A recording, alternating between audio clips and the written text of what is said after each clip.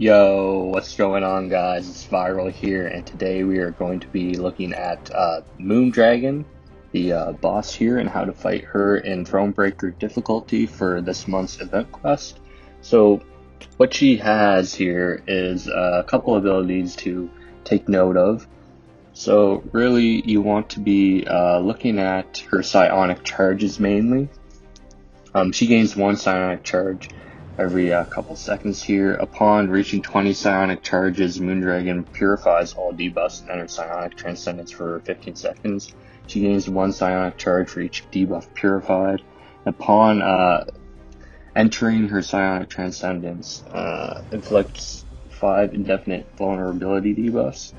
She also gains an additional energy vulnerability debuff when gaining new charges there. Also, she reduces the potency of incoming bleed, power sting, degeneration, and poison effects by champions by 50%, and is paused during the opponent's special attacks for 2 seconds when psionic charge is gained. What you really need to watch out for here is her special attack 1. After the final hit, she gains 3 psionic charges and begins channeling to gain up to 6 more.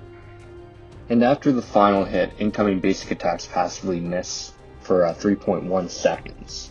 So we gotta watch out for that.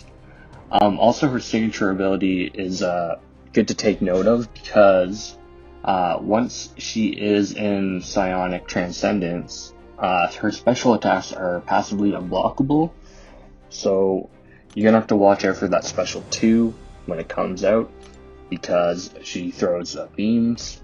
But her nodes are aggressive, so she's more aggressive and excels at offensive abilities like heavy attack and dash.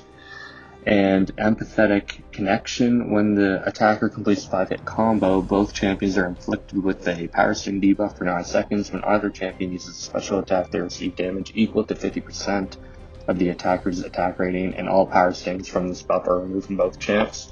So you gotta keep an eye out for that power sting, and don't use your special attacks right away, because that could end up, hurting you in the long run.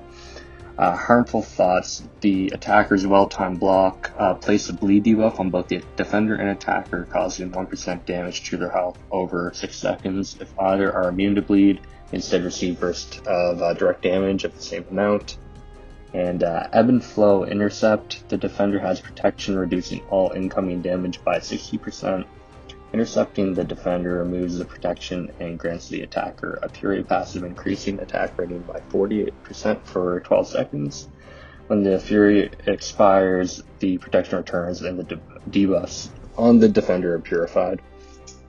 So you want to be able to do your backdraft intercepts and come in with a good opening to remove that protection. Another node to look at is One Eye Open.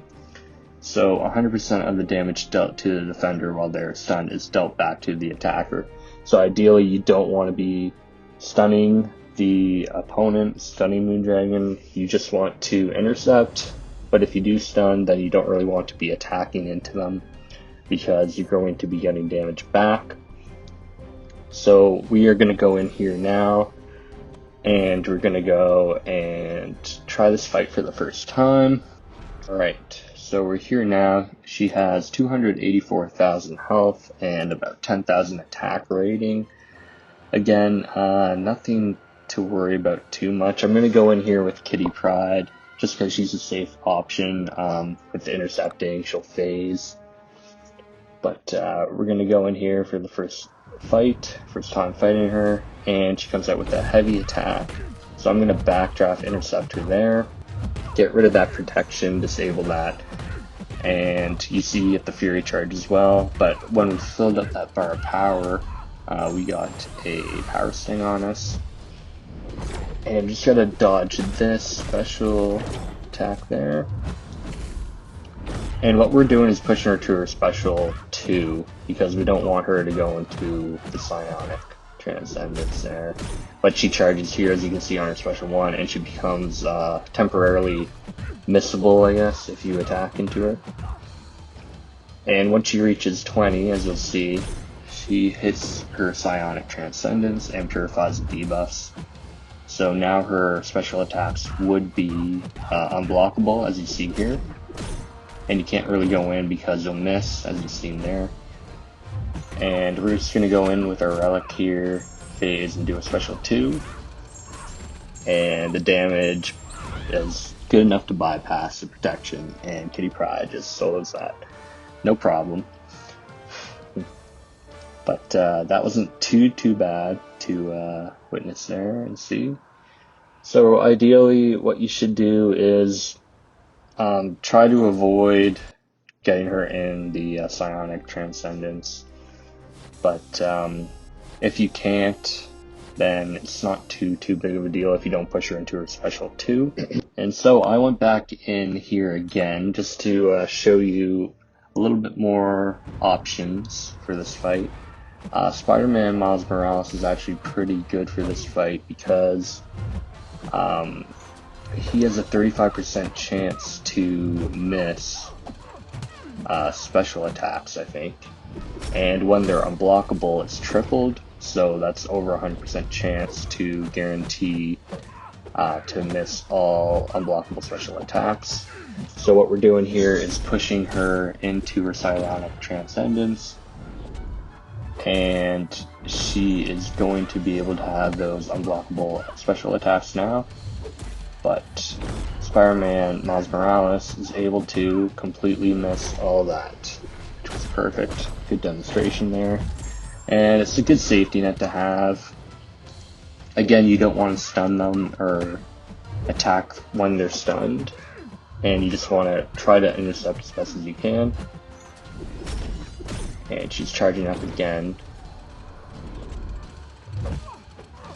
Alright. And she's charging again, gaining those psionic charges, and now she's in that state as well. Again, and she has unblockable attacks, but Spider-Man's camo can automatically avoid those without too much trouble there.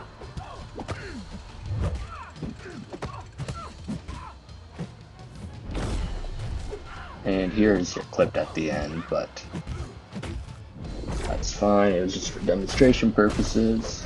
Nothing too big of a deal there. And another tip I wanted to share with you guys was if you have someone who bypasses miss, then you can just punish their special 1 right away.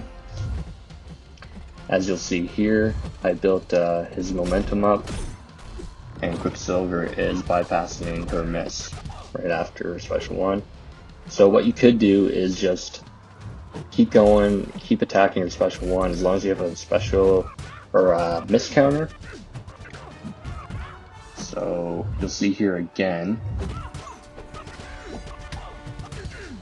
we just try to avoid the special 1. She goes unblockable, and we go in and we're just countering her miss, and we can just go in like that with no problem. She has the protection up here, so we don't do too much damage. And we get clipped at the end there with her special 2. But not a big deal. Just showing you guys what I was doing through my trials here. And we just go in here with Juggernaut just to finish this off. But overall, it wasn't too big of a problem. You just gotta make sure that you can land a clean intercept to disable that protection. And that's pretty much it, guys. Let me know how you guys did. If you guys have any questions, let me know. Please like, share, and subscribe, and I'll talk to you guys in the next one. Take care.